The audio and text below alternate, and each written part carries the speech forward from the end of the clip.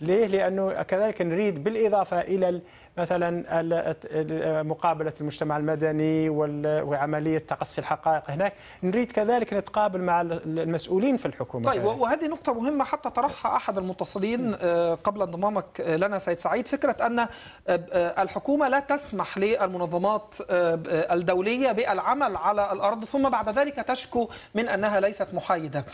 خالد يريد أن يشارك معنا في الحوار، وأريد أن أعرف وجهة نظرك يا خالد في هذه النقطة تحديدا. نعم، بسم الله الرحمن الرحيم.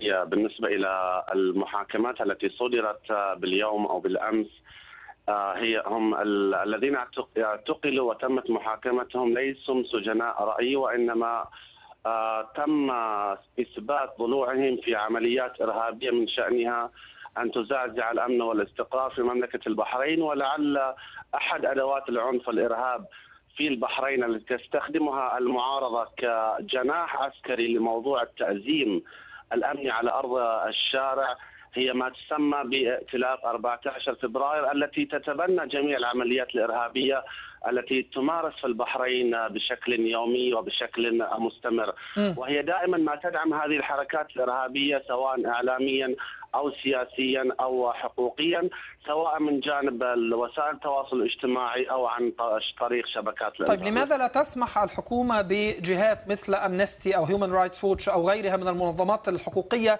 بالقدوم إلى البحرين والتفتيش والعمل على الأرض حتى لا تتهم المنظمات هذه بعد ذلك بأنها غير محايدة؟ نعم سيدي الكريم، هذه المنظمات لا تأخذ التقارير بشكل محايد، وإنما هي تسمع الشكوى من طرف واحد وتقوم بإيصال هذه الشكوى التي هي من طرف واحد إلى الرأي العام. نحن نطلب من هذه المنظمات كما سمعت إلى المعتقلين أو المساجين، نريدها أيضا أن تذهب وتزور رجال الأمن العام المصابين جراء ما هو السيد سعيد قال إن هم بيتحدثوا بالفعل لمسؤولين يا خالد، لكن النظام لا يسمح لهم بالقدوم على الأرض. هذه المشكلة.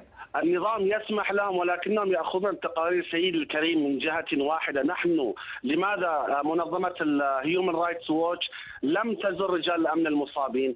لماذا الهيومن رايتس ووتش لم تزر الأهالي المتضررين جراء العمليات الإرهابية التي تحصل في البحرين بشكل يومي؟ طيب. هي فقط تسمع من طرف المعارضة وتنقل ما تقوله المعارضة إلى رأي العام. طيب. وكأنها تتكلم خالد الوفاق أو بقية خالد ابقى معي، أنك ذكرت نقاط أخرى مهمة سأعود إليها، لكن ربما نحن بحاجة إلى تعقيب من السيد سعيد. ربما الحديث هنا على هيومن رايتس ووتش لكن ما ينطبق عليها ينطبق على أمنستي أعتقد.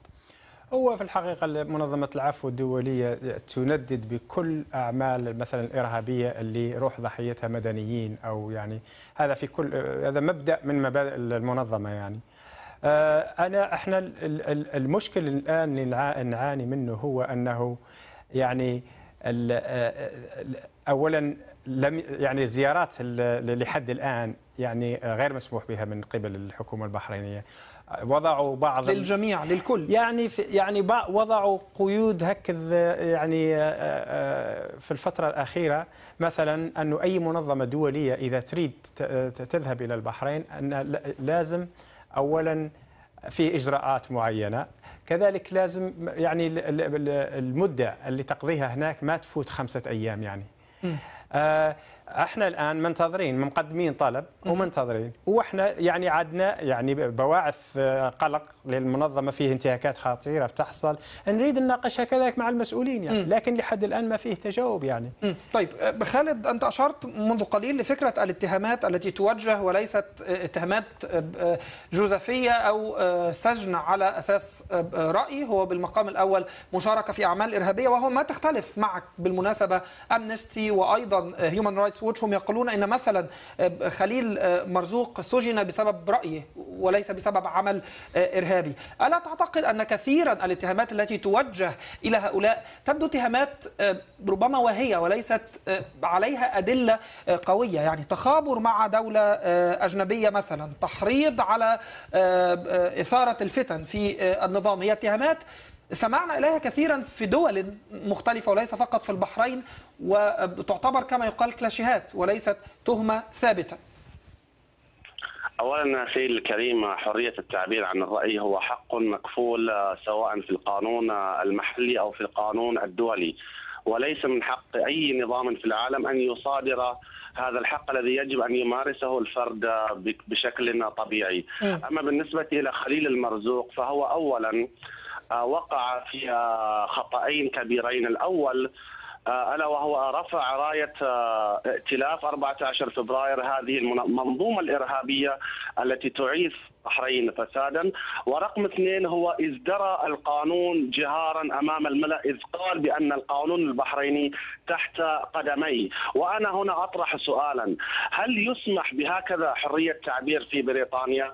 على سبيل المثال أقول بأن القرار الصادر من مجلس الشيوخ هو تحت قدمي. كيف ستتصرف بريطانيا أو أمريكا النموذج المتقدم في حرية التعبير وفي حقوق الإنسان مع هكذا حالة؟ هل سيسمح مثلا الرئيس الأمريكي أو الرئيس البريطاني أو رئيس الوزراء البريطاني بأن يقول أحد المواطنين بأن قرارك يا رئيس الوزراء تحت قدمي؟ هكذا تعاملت البحرين مع حالات مشابهة. لكن هذا خليل مرزوق، هذا خليل مرزوق، لكن ماذا عن أسماء أخرى؟ أنت قلت أن لا يوجد أحد يقيد حرية تعبيره. ماذا عن نبيل رجب الذي سجن بسبب تويته على تويتر؟ ماذا عن عبد علي خير الذي سجن لمجرد تمرير بريد إلكتروني، رسالة تحتوي على بيان ما، مجرد رسالة؟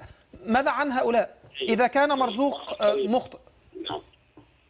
أخي الكريم، نحن لدينا في البحرين قانون للتجمعات وللمسيرات التي تؤطر هذه الممارسة التي هي من حق الشعب والتي كفلها الدستور والميثاق. وأي خروج عن هذا العرف المحلي أو الدولي فمن حق الدولة أن تمارس ضده ما تراه مناسبا حتى تحفظ السلم الأهلي وحتى لا يخرج هذه الممارسة عن الإطار القانوني. نبيل رجب خرج في مسيرات غير مرخص بها قانونا، خرق قانون المسيرات الذي أجمع عليه شعب البحرين في ميثاق العمل الوطني، فكان حتما ولزاما من الدولة أن تتعامل معه بقوة القانون. مفهوم. حتى تبقي الوضع واضح يا خالد، واضح يا خالد، شكرا.